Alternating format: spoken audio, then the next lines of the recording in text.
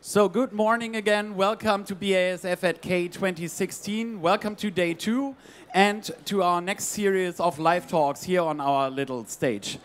Today we will talk about how the Internet of Things and lightweight plastics from BASF can and will hopefully revolutionize urban mobility. And with me here on stage is Oliver Risse. Oliver is the CEO and founder of a company called Floatility. And with me also is Martin Baumert. He's the head of our technical development for consumer products at BASF. Oliver, I start with you. Good morning, first of all. Morning. Happy that you're here again. Floatility is a startup company. Tell us more about what you do and what your targets are. Yeah, thanks for having us here, Richard. In fact, we are a small little company operating out of Singapore and out of Hamburg in Germany. And we set ourselves to solve a global problem of last mile mobility. That means short distance mobility, how to get from A to B, how to get from your doorstep to the next public transport, and how to get from public transport back to work without using your car. So that is a global problem, and we developed a small little device that you can see over here. It's a last mile vehicle made out of lightweight plastics. So this is the e-floater. Yeah? What role did BASF play in this e-floater, Martin? So Richard, I still remember the day when Oliver came into my office and he showed actually a picture of the concept bike that we showed 3 years ago. Here on the K show, the concept bike 1865, which actually had the idea of how would the bike look like if materials of today would be available. And Oliver said, hey, I have an interesting concept and I need your materials. And I was quite interested in this because it completely fits into our scouting activities, looking into solving problems of future mobility.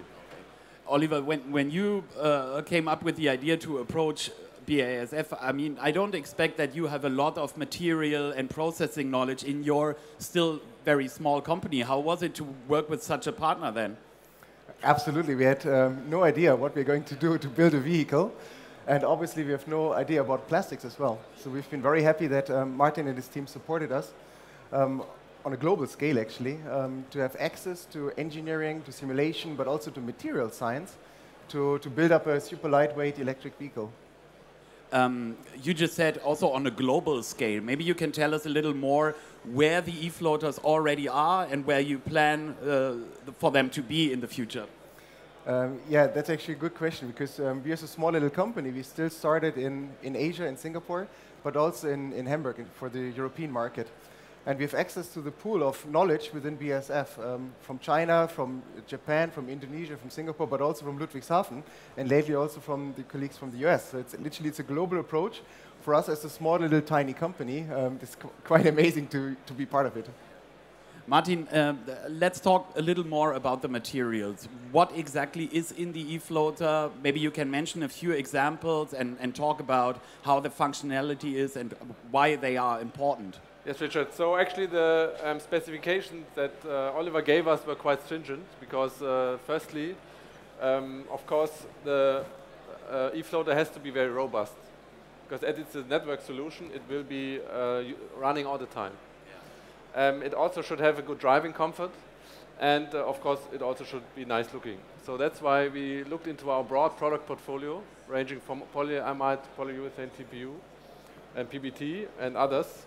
So, and I would like to give you one example. So one example is the tire, because we would like to have a tire which has a good driving comfort. And for that usually you need pneumatic tires, so using air inside. But if you have pneumatic tires, the risk is that you have a flat tire. And this we cannot allow, actually, here in that case. So that's why we developed a tire which is without air, still having the same comfort, using our Infinergy, which you can also already, actually that we developed for footwear applications. So it's used in the Adidas Boost shoe very successfully. And now we use this material and put it inside a tire so that you have the same properties as a pneumatic tire. That's interesting, Oliver. And for you, this means less downtimes. How important is that for your business model? That is in fact a very important question because we are not selling this product as a B2C product to the end consumer. We are operating it in a fleet management network solution. That means this is a sharing economy solution where people can use it on the go. That means they pay per use and not pay for a product. That means it's an intelligent product where it's a telematic system inside. So we are communicating in real time with the server backend. So I know at any given time within my network that this vehicle, where is the vehicle and what's the state of charge of the vehicle, because then I can serve it. And obviously, if I have a flat tire, but my vehicle is still okay, I can't use it. So I can't offer this service to consumers. So that's why we started this, and that's why the wheel actually is a very, very important feature. So that's a nice combination of your business model and how important materials are for that. But I have one last question to both of you. You told me yesterday that Floatility currently has 7 employees. Yeah, is that still true, or are you hiring? We're still 7 still yesterday. Okay. Still 7, just in 3 offices actually, in Singapore, in Hamburg, and in Vienna.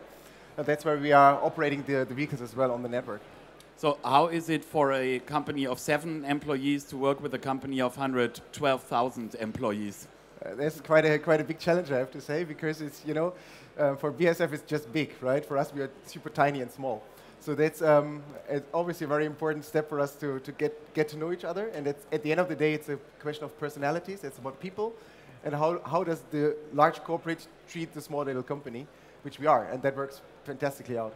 Martin, how much faster are Floatility people compared to BASF people? Well, I think BASF can also be fast, but of course it's fun. Actually, what I enjoyed really in this cooperation is working together with people, yeah, especially with Oliver here. And I think that's also for me the key to success in any project, being very close to each other, and especially being close as a raw material supplier with, let's say, end user. Gentlemen, thank you very much. That was a very interesting discussion and conversation. The e-floater is right there, a very nice combination of materials, a smart business model, and just simply a very good idea. Oliver and Martin will still be around here for questions, and also at the e-floater. I invite you to approach them and talk to them. And we will have our next live talk at 1 today. Thank you very much.